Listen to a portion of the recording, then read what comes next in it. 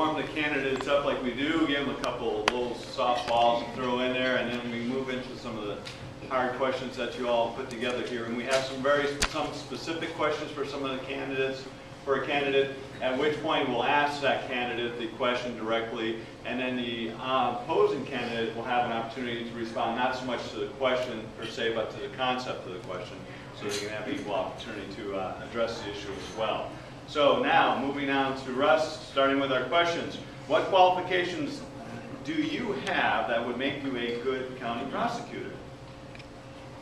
Well, I've devoted my undergraduate education, my legal education, and my career to becoming the best county prosecutor I can. I've been recognized by my peers. I'm the legislative chair for the Washington Association of Prosecuting Attorneys. I'm former president of the Washington Association of Prosecuting Attorneys. I've been appointed by governors and the legislature to serve on various commissions, boards, and task forces. I've received the Professionalism Award from our County Bar Association for my work as a county prosecutor here at Kitsap County. We also serve all of our municipalities, or we did until recently, as prosecutors in their municipal courts. They asked us to bid for the jobs. We took the jobs because we were the most efficient. That's something that my office has created, something that I put together. Thank you. Bruce? Full response. I haven't trained my entire career to be a prosecutor. That has never been my goal. And the difference I do, again, getting back to what I initially said, the difference between myself and Mr. Hauge. He's been in the office 16 years. He's a certain cemented style in the way he does things. Times have changed. Our budget's changed. The way we're operating this office has changed. And I think we're all well aware that the prosecutor's office on occasion has gone down paths that aren't in the best interest of the public. Public safety is a vital concern to mine. Certainly I have a family here, and I'm worried about their safety as well as the rest of the people in this room. So I've had my training in criminal defense. I've had my training in law school in civil defense and civil prosecution. So I believe that it's time for a change. Thank you. Now for a follow-up on the qualifications questions, and going to Bruce, what is the largest number of employees or people you have supervised? And the second part of that is, what is the largest budget that you have been responsible for? Okay, it's an interesting question, because if you were to, some people have just gone straight through school. The largest budget I've been responsible for personally was $1.5 million I ran in my own business. And the largest number of employees outside of law I've handled has been 30. Not nearly the number being supervised by our current prosecutor, but a sizable number considering that I was the one writing the checks and they were coming out of my pocket.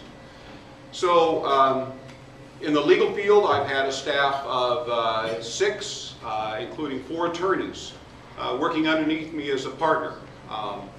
So I have not handled a staff as large as certainly the prosecutor's office, and I know that's a daunting task.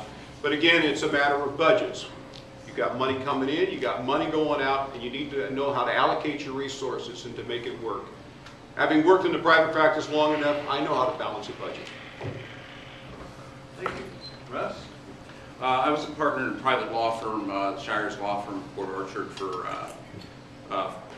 4 years. I worked there for 10 years. While I was a partner, we had a staff of approximately, well, it varied between 12 and 15 people. In the prosecutor's office, I've supervised as many as 98 people. We have, through budget cutbacks, cut back down to last count about 83. Our general fund budget is over $9 million. We also serve non-general fund clients like the Public Works Department. We send them bills, again, accounting for our time, charging them an hourly rate just like one does in a private law firm. So in terms of employees, the most, about 100. The budget between $9 and $11 million. Okay, thank you. Now, even drilling down a little bit further on the issue of qualifications, starting with Russ, how many criminal cases have you been involved in, and how many were misdemeanors or felonies, and did any go to trial? Well, in any given year, we have between 60,000 and 18,000 criminal cases go through our office, and I'm responsible for all of them.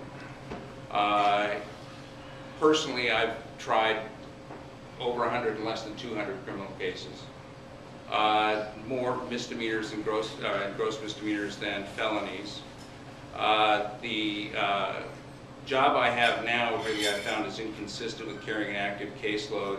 My other responsibilities are such that whenever I assign a case to myself, I end up having to assign another lawyer as well to do essentially the same work. In terms of felony cases, tried to full jury verdict, 20 to 30. Misdemeanor, gross misdemeanor cases, well, like I said, well over 100, closer to 150, 200. Thank you. And Bruce? Misdemeanor cases, I started in a public defender's office in law school.